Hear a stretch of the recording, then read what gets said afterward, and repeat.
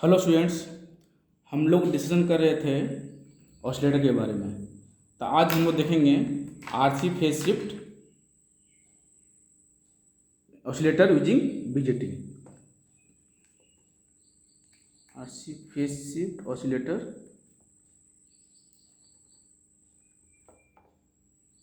Using BJT. मैं बना रहा हूँ ऑसिलेटर। ओके, देखिए आप। एक हमारा बेसिक एम्पलीफायर होगा,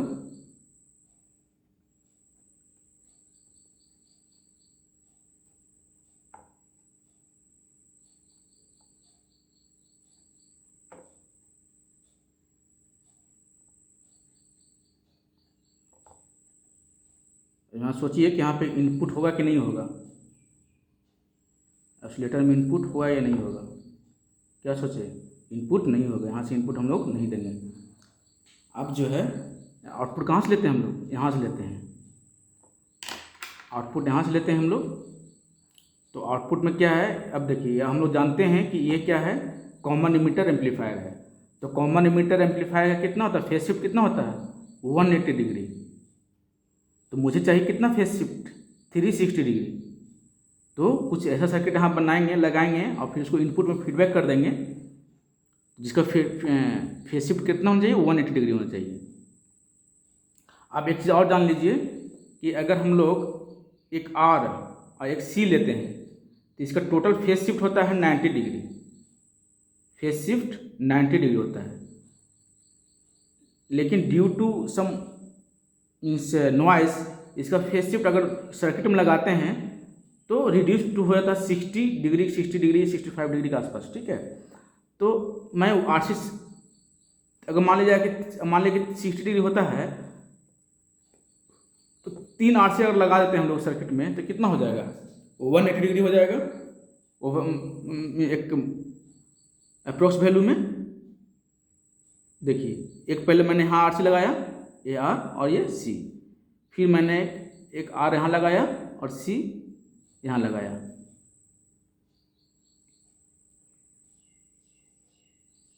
थोड़ा सा इसको सुधार लीजिए, यहाँ पे सी लगाएंगे, यहाँ पे आर लगाएंगे, यहाँ पे आर हो गया, यहाँ पे सी हो गया। ठीक है, यहाँ पे सी, यहाँ पे आर लगाएंगे, उसके बाद फिर से एक सी। अब जो है इसको हम लोग फीडबैक करना है तो यहाँ पे कनेक्शन नहीं करेंगे, इसको आर डैश बोलते हैं। अब देखिए, अब इनपुट हम लोग कहाँ डालेंगे? सीधे यहाँ डाल देंगे। तो यहाँ पे एक एच आई भी होगा, ट्रांजिस्टर का पैरामीटर होता है एच आई। तब देखिए एक आर सी, यहाँ भी सी हो गया, यहाँ पे आर डैश लिखे हैं। तो आर डैश और एच आई कहने का मतलब है R equal to R dash plus H I. तब कितना होगा? 3 आर सी हो गया ना। पहला आर सी हो गया, पहला आर सी, दूसरा आर सी, ये तीसरा आर सी। तो ये आर सी मतलब यहाँ पे क्या होगा? R plus H I equal to R. तो ये 3 सर्किट नेटवर्क मिलकर क्या बनाएगा? हमारा 180 डिग्री फेज शिफ्ट हम लोग को प्रोवाइड करेगा। ठीक है, तो इस प्रकार से टोटल फेज शिफ्ट कितना हो गया? 180 डिग्री प्लस 180 डिग्री कितना हुआ? 360 डिग्री। 360 डिग्री हो गया। इसका मतलब ये हमारा एज ए ऑसिलेटर काम कर रहा है। इसका गेन कितना होना चाहिए? गेन होना चाहिए 1 होना चाहिए, बीटा ए। ठीक है, तो पहले मैं लिखूंगा, मैं बताया था कि ये ऑसिलेटर का एक फ्रीक्वेंसी ऑफ ऑसिलेशन होता है। तो वो फ्रीक्वेंसी ऑफ ऑसिलेशन का वैल्यू क्या होता है वो देखिए। इसका प्रूफ भी है, लेकिन हम लोग प्रूफ नहीं देखेंगे। इसका होता है 1/2 pi R C square root of 6 + 4k। अब ये k क्या है? तो k equal to R C by R. अब आर सी क्या है? आर सी हमारा ये है, R1 ये है और R2 ये है, ये सी है और ये आर सी है, सॉरी आर ई है। तो ये k का value R C by R होगा। तो ये फ्रीक्वेंसी ऑफ ऑसिलेशन होता है किसका? R C phase shift oscillator का। हमेशा ध्यान में रखिएगा। अब इससे कभी कभी न्यूमेरिकल से पूछा जाता है तो k का वैल्यू यहाँ पर सब कुछ दिया रहेगा, आर का वैल्यू दिया रहेगा, सी का वैल्यू दिया रहेगा और फ्रीक्वेंसी ऑफ ऑसिलेशन हम लोग इस प्रकार से with the help of this formula हम लोग निकाल सकते हैं। तो अब बात है कि इसका गेन कितना होना चाहिए। तो गेन इसका जो होना चाहिए, अगर इनका अगर मान लें कि एच एफ ई लिखते हैं, एच एफ ई, इसका गेन लिखते हैं हम लोग एच एफ ई। अगर इसको लिखेंगे तो 23 प्लस 29/k प्लस 4k, इसका वैल्यू हम लोग ये लिखते हैं। तो k का वैल्यू सेम RC/R। अगर इसको सॉल्व कर कर हम लोग इसको वैल्यू निकालना चाहते हैं तो H F E must be greater than equal to 44.5। इसका मिनिमम वैल्यू कितना होना चाहिए, 44.5। इसे H F E nothing but beta ना, करंट गेन। तो इसका हम लोग अगर ट्रांजिस्टर का गेन 44.5 मिनिमम वैल्यू रहेगा तो हम लोग का बोल सकते हैं कि ये ऑसिलेटर जो है as a RC phase shift oscillator का काम करेगा। फ्रीक्वेंसी ऑफ ऑसिलेशन ये होना चाहिए और मिनिमम वैल्यू ऑफ गेन 44.5 होना चाहिए। तो कभी कभी क्या होता है कि डायरेक्टली क्वेश्चंस इसका वैल्यू पूछता है, ठीक है, कॉम्पिटिटिव एग्जाम में, तो इसको हमेशा ध्यान में रखिएगा। अब जो है नेक्स्ट आ रहा है हम लोग वेन ब्रिज ऑसिलेटर में, वेन ब्रिज ऑसिलेटर। तो वेन ब्रिज ऑसिलेटर मैं दो टाइप को बताऊंगा, ठीक है, दोनों का काम सेम ही होता है। पहले मैं फिगर पहला वाला टाइप बनाता हूं जो आप लोग पढ़े होंगे, वेन ब्रिज पढ़े होंगे आप लोग, इसका इंस्ट्रूमेंटेशन मेजरमेंट में पढ़े होंगे, कहीं ना कहीं इसको मिला होगा ऐसा ब्रिज।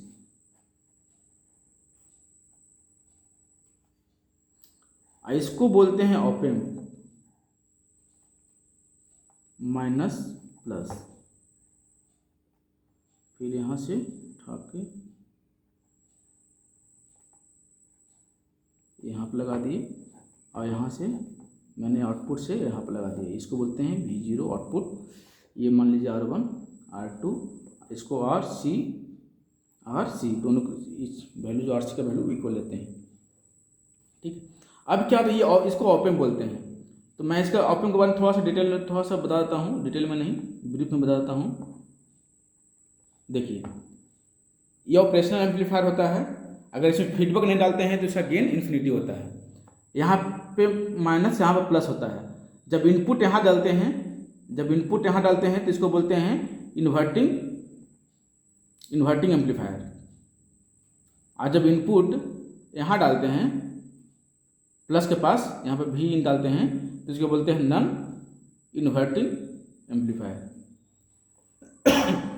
न अगर इसमें अगर इनपुट डाले, अगर इसमें हम लोग फीडबैक नेटवर्क डालते हैं इसमें, तो इसका गेन का वैल्यू होता है, यहाँ मान लीजिए ये मेरा फीडबैक नेटवर्क हो गया है ना, आउटपुट से इनपुट में आ गया, ये आउटपुट है, ये इनपुट में आ गया। तो इसका गेन जो होता है 1 प्लस, मान लीजिए यहाँ R1 और R2 बोलते हैं, तो 1 प्लस R1/R2 इसका। लेकिन अगर यहीं से हम लोग फीडबैक नेटवर्क डालते हैं, यहाँ से इनपुट यहाँ डाले, यहीं पे एक रेसिस्टर लगाकर इनपुट अगर यहाँ डालते हैं, ऐसा डालते हैं, ऐसा ग्राउंड कर देते हैं, यहाँ पे R1 और R2 रहता है, तो इसका गेन जो होता है इसका गेन होता है 180 डिग्री फेज शिफ्ट होता है, मतलब माइनस मतलब 180 डिग्री फेज शिफ्ट, तो R1/R2 होता है। आप बस इतना ही ध्यान रखिए। ये होता है इन्वर्टिंग एम्पलीफायर, ये होता है non inverting amplifier. Non inverting amplifier में फेज शिफ्ट कितना होता है, फेज शिफ्ट यहाँ पे 0 डिग्री होता है, फेज शिफ्ट 0 डिग्री, यहाँ पे फेज शिफ्ट 180 डिग्री होता है। यहाँ पे गेन कितना होता है 1 प्लस R1/R2, यहाँ पे गेन कितना होता है माइनस R1/R2। अब देखिए यहाँ से हम लोग ये जो है इसको ग्राउंड करते हैं। एक सर्किट और मैं बनाता हूँ, वहाँ से ज़्यादा क्लियर हो जाएगा। सर्किट बहुत सारे बुक में देखिएगा ऐसा सर्किट रहेगा, और मैं जो हेल्प लेता हूँ इससे लेता हूँ, माइनस ये प्लस हो गया, जो भी बताया मैं वो सही बना रहा हूँ, नॉन इन्वर्टिंग एम्पलीफायर बना रहा हूँ, ठीक है। यहाँ पर ग्राउंड कर दिया, माइनस में ग्राउंड कर देते हैं, मतलब यहाँ से इनपुट डाल रहे हैं, बेसिकली फीडबैक हम लोग यहाँ से ले रहे हैं, ओके। तो यहाँ पर R और C लगा देंगे, उसके बाद यहाँ पे parallel connection of R and C। देखिए ये हो गया मेरा ये हो गया C, ये हो गया R, ये हो गया C, ये हो गया R। इसको R1 बोल देते हैं, इसको R2 बोल देते हैं। तो अभी बताया कि इसका जब अगर इनपुट अगर नॉन इन्वर्टिंग में इनपुट डालते हैं, नॉन इन्वर्टिंग में इनपुट डालते हैं तो फेज शिफ्ट कितना होता है हमारा 0 होता है। तो ये फेज शिफ्ट यहाँ पे 0 डालेगा। अब इस प्रकार से सर्किट भी हमारा ये जो है आरसी नेटवर्क जो है इसका ये फेज शिफ्ट 0 होता है। इसको अगर प्रूफ करेंगे तो फेज शिफ्ट 0 आता है, ठीक है। इसका R1 और R2 ये हमारा फीडबैक नेटवर्क है, यहाँ भी फीडबैक नेटवर्क है, यहाँ भी फीडबैक नेटवर्क है, ठीक है। तो यहाँ पर ये जो फीडबैक नेटवर्क है, चूंकि इनपुट यहाँ डाले हैं तो नॉन इन्वर्टिंग हो गया, और आरसी नेटवर्क यहाँ लगाए हैं तो इसके कारण क्या हुआ, ये ऑसिलेटर बन गया। इसको कौन सा ऑसिलेटर बोलते हैं, वेन ब्रिज ऑसिलेटर। इसका फिगर ऐसा भी होगा और ऐसा भी होगा। अब देखिए इसको हम लोग सपोज कीजिए कि Z1 मान लेते हैं, क्या आरसी नेटवर्क है Z1, ये भी एक आरसी नेटवर्क है, इसको Z2 मान लेते हैं। तो अगर हम लोग Z1 लिखेंगे तो क्या लिखेंगे, देखिए ये दोनों पहले का सीरीज में है तो क्या लिखेंगे, R प्लस XC लिखेंगे, क्योंकि कैपेसिटर का जो रेसिस्टेंस वैल्यू होता है वो XC होता है, इसको बोलते हैं कैपेसिटिव रिएक्टेंस। तो अगर इसका XC का वैल्यू क्या होता है 1/j⍵C। Z2 लिखेंगे तो क्या होगा, ये पैरेलल कॉम्बिनेशन है तो R1 parallel XC, okay. Then क्या लिखेंगे R1 नहीं है, R into XC by R plus XC। अब XC का वैल्यू पुट कर देंगे, क्या होगा R into 1/j⍵C divide by R plus 1/j⍵C। अब इसे सॉल्व कीजिए तो क्या होगा R/1 प्लस j⍵RC। तो Z1 का वैल्यू मिल गया मुझे, Z2 का वैल्यू मिल गया। अब देखिए यहाँ पे मैं करता हूँ क्या, VF क्या है, हमारा फीडबैक नेटवर्क है। ये हमारा क्या है V0 आउटपुट हो गया। तो हम लोग जो बीटा का वैल्यू क्या लिखते हैं, बीटा का वैल्यू नहीं सॉरी VF का वैल्यू क्या लिखते हैं, बीटा इंटू V0 लिखते हैं।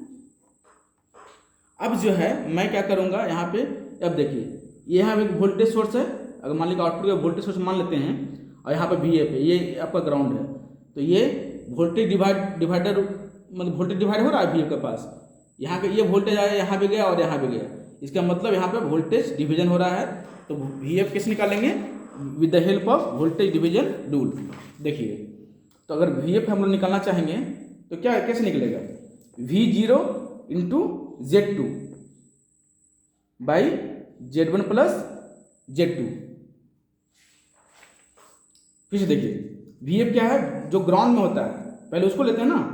VF निकालने का मतलब क्या होगा, यहाँ से इसका वोल्टेज निकाल रहे हैं ना, ग्राउंड की तरफ जा रहा है, तो Z2 ले लिए, सॉरी यहाँ पे VF देखिए यहाँ पे Z2 हो गया।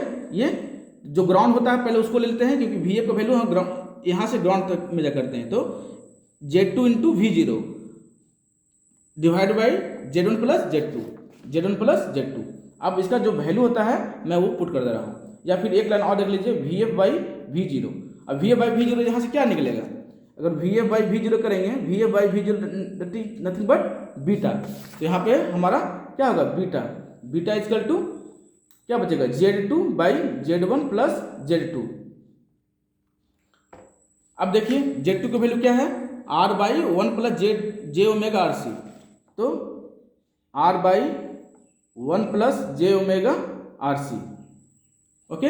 नेक्स्ट क्या होगा, Z1 का वैल्यू क्या है, R प्लस 1/j⍵। उसके बाद फिर Z2 की वैल्यू क्या है, same value R/1 plus j⍵RC, okay. अब देखिए क्या करना है, अब इसको हम लोग सॉल्व करेंगे। तो ये क्या हो गया, बीटा इज इक्वल टू, यहाँ से देखिए अब मैं इसको नीचे ले आ रहा हूँ, ठीक है। तो R/1 प्लस j⍵RC, इसका सॉल्यूशन खुद से कीजिएगा, देख के नहीं कीजिएगा, खुद से कीजिएगा तो समझ में ज़्यादा आएगा। 1 प्लस j⍵RC 2-3 बार प्रैक्टिस कीजिएगा इसका डेरिवेशन, तो प्रॉब्लम नहीं होगा। अब देखिए अब मैं क्या कर रहा हूँ, यहाँ देखिए R छूट गया, R plus j⍵C plus R/1 plus j⍵C, ठीक है। ये मैंने मल्टीप्लाई कर दिया। अब क्या कर रहा हूँ मैं, इसको इसमें मल्टीप्लाई कर रहा हूँ। तो R को 1 से मल्टीप्लाई करूँगा तो क्या होगा, R होगा। उसके बाद j⍵, यहाँ पे R 2 टाइम्स हो गया था, तो j⍵R²C। नेक्स्ट 1/j⍵C इसमें मल्टीप्लाई कर रहा हूँ, तो क्या 1 से मल्टीप्लाई करूँगा तो सेम रहेगा 1/j⍵C प्लस, अब देखिए अब इसमें मल्टीप्लाई करूँगा तो ये न्यूमरेटर में चला जाएगा, डिनोमिनेटर में चला जाएगा, तो जे ओमेगा सी कैंसिल, जे ओमेगा सी कैंसिल, बचा क्या, सिर्फ आर बचेगा। उसके बाद फिर देखिए अब जो है 1 प्लस जे इसको मल्टीप्लाई कराऊँ इसमें, तो ये पूरा कैंसिल हो जाएगा, क्या बचेगा, सिर्फ आर बचेगा। उसके बाद देखिए तो आर बाई क्या बचा 3r plus J omega R square C plus 1 by J omega C. अब देखिए नेक्स्ट देखिए तो आर बाई, तो ये देखिए जहाँ पे जे है उसको क्या बोलते हैं, इमेजिनरी पार्ट बोलते हैं, और जहाँ पे जे नहीं है उसको रियल पार्ट बोलते हैं। तो 3r मेरा क्या हो गया, रियल पार्ट हो गया। अब इसको इमेजिनरी पार्ट को एक साथ करते हैं, तो जे कॉमन लेंगे तो यहाँ क्या बचेगा, ओमेगा आर स्क्वायर सी, और ये जे नीचे चला जाएगा, तो हो जाए ना J square omega C. Hope आप समझ में आ रहा होगा। इसको अंदर कीजिएगा, देखिए यहाँ पे मल्टीप्लाई होगा, यहाँ पे ऊपर मल्टीप्लाई होगा, तो 1 जे कैंसिल हो गया, तो सिर्फ जे बचेगा। अब नेक्स्ट देखिए तो जे स्क्वायर का वैल्यू क्या होता है, -1 होता है। जे भी लिखें या तो आई लिखें, बात सेम होता है। तो r by 3r plus J omega R square C minus क्या होगा 1 बाई ओमेगा सी होगा ना। तो इस प्रकार से हमारा ये बीटा का वैल्यू मिल चुका है। अब क्या करेंगे हम लोग, इसको देखिए इस इमेजिनरी पार्ट को हम लोग क्या करेंगे, जीरो करेंगे। क्यों करेंगे जीरो, क्योंकि हमारा फेज किससे मिलता है, फेज सिर्फ और सिर्फ इमेजिनरी पार्ट से मिलता है। तो फेज कितना डिग्री होना चाहिए, हमारा 0 डिग्री होना चाहिए। तो इससे सिर्फ चूंकि इसमें से सिर्फ फेज मिलता है, तो फेज को जीरो करने के लिए हम लोग क्या करना पड़ेगा, इस इमेजिनरी पार्ट को जीरो करना पड़ेगा। तो लिखेंगे at omega equal to omega 0 phase of the loop gain should be 0। तो लूप गेन कैसा होगा, ये तो बीटा मिला है, तो लूप गेन हमारा क्या होगा,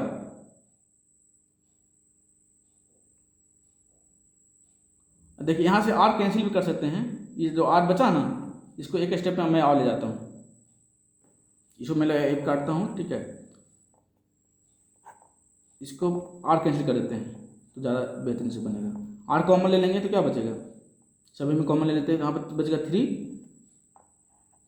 उसके बाद यहाँ से आर कॉमन लेंगे तो यहाँ सिर्फ सिंगल आर बचेगा, तो जे ओमेगा आर सी, यहाँ तो आर है ही नहीं, तो नीचे मल्टीप्लाई कर देंगे तो ओमेगा आर सी हो गया। तो यहाँ से आर कैंसिल हो गया, तो ये क्या हो गया 1/3 plus J omega R C minus 1 by omega R C. अब देखिए तो लूप गेन हम पहले लिख लेते हैं, बीटा इसका क्या होगा, लूप गेन।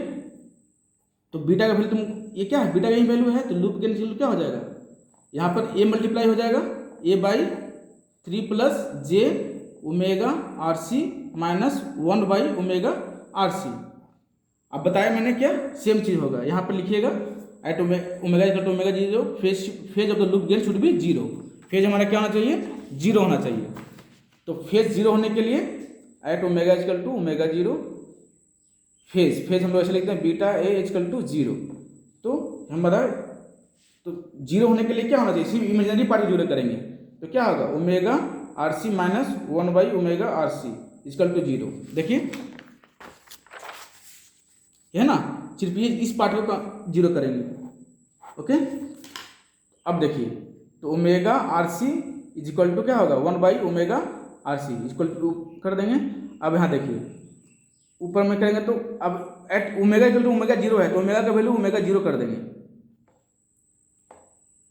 अब omega 0 square equal to 1 by R C square होगा, और ओमेगा अगर स्क्वायर रूट करेंगे तो क्या होगा, यहाँ पे सिर्फ आर सी बचेगा, होगा ना। स्क्वायर रूट करेंगे तो स्क्वायर रूट इसका स्क्वायर करेंगे तो अल्टीमेटली क्या होगा 1 बाई आर सी। तो क्या होगा, अगर इसको f0 करते हैं तो क्या होगा, यहाँ पर 2 पाई एफ होता है ओमेगा, तो यहाँ पर 2 पाई यहाँ चला जाएगा आर सी। तो ये क्या हुआ, फ्रीक्वेंसी ऑफ ऑसिलेशन, इसको बोलते हैं फ्रीक्वेंसी ऑफ ऑसिलेशन। किसका, वेन ब्रिज ऑसिलेटर का। पिछला केस में क्या आता है, उसमें 1/2 pi R C square root of 6 + 4 के आया था। इसमें क्या है 1/2 पाई आर सी, ये वेन ब्रिज का होता है। तो ये हो गया हमारा फ्रीक्वेंसी ऑफ ऑसिलेशन होना चाहिए। अब लूप गेन कितना होना चाहिए, तो हम लोग जानते हैं कि बीटा ए का जो मैग्नीट्यूड होना चाहिए ग्रेटर देन 1 लूप गेन के लिए होना चाहिए ना। तो बीटा ए का वैल्यू कितना है, कितना होना चाहिए at omega equal to omega zero, omega equal to omega zero पर होना चाहिए ना। किसी एक ही फ्रीक्वेंसी पर हम लोग गेन निकालते हैं, एक फ्रीक्वेंसी पर निकालते हैं, तो at omega equal to omega zero. ताकि omega omega equal to omega zero का क्या है, ये पार्ट हमारा जीरो है, मतलब इमेजिनरी पार्ट का वैल्यू क्या कर दिए जीरो, इसको जीरो कंपेयर कर दिए हैं। तो ये पार्ट तो जीरो हो गया, तो क्या बचा ए बाई, यहाँ से ये पार्ट जीरो हो गया, तो ए बाई सिर्फ 3 बचा। तो a by 3 must be greater than 1 और a is equal to must be greater than 3 होगा ना। क्रॉस मल्टीप्लिकेशन कर दिए हैं, तो गेन का वैल्यू ए मिनिमम वैल्यू 3 होना चाहिए, बड़ा हो सकता है। तो इसका मतलब कहने का मतलब ये हुआ कि अगर हम लोग वेन ब्रिज ऑसिलेटर अगर यूज करते हैं तो हम लोग को फ्रीक्वेंसी ऑफ ऑसिलेशन होना चाहिए 1/2 पाई RC और जो गेन होना चाहिए मस्ट बी ग्रेटर देन 3। ये बहुत बार क्वेश्चन पूछा जाता है, हमेशा पूछा जाता है फ्रीक्वेंसी निकालने के लिए। और गेन कितना होना चाहिए, मिनिमम वैल्यू ऑफ गेन कितना होना चाहिए वेन ब्रिज ऑसिलेटर का, तो 3 होना चाहिए। जब RC फेज शिफ्ट का बताए थे तो कितना था 44.5 था, इसमें कितना होना चाहिए ग्रेटर देन 3 होना चाहिए। इस प्रकार से हम लोग इसको निकालते हैं। तो आज के लिए इतना ही, थैंक यू।